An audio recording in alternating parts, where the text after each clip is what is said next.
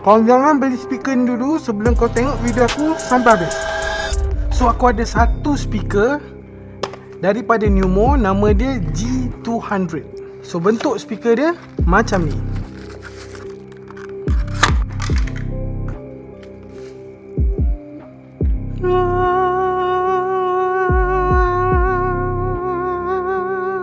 So G200 ni mini bluetooth speaker daripada Numo. And untuk pengguna iPhone, kau just lekatkan je dekat belakang macam ni. Tapi kalau korang tak ada MagSafe, korang jangan risau.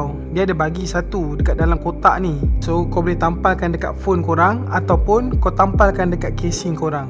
So korang bolehlah merasa ada MagSafe. So speaker ni simple je. Dia boleh pakai up to 4 jam. Dan dia ni boleh jadi stand phone dan juga speaker. And dia pakai Bluetooth 5.4. Cuma speaker dia kau janganlah expect lebih. Sebab masa video ni dibuat, harga speaker ni cuma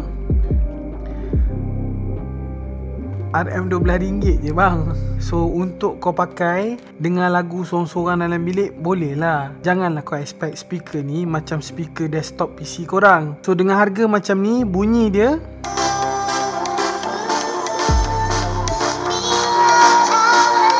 so itulah bunyi dia. Harga speaker pun RM12. So untuk korang berminat, aku sediakan beg kuning kat bawah. Kau claim semua voucher, free shipping, and then kau dapatkan G200 daripada Numo. And then kau komen dekat video aku, okey tak speaker ni untuk harga RM12. Kau rasa? So macam biasa, jangan lupa follow, like and share video ni. And kita jumpa di next video.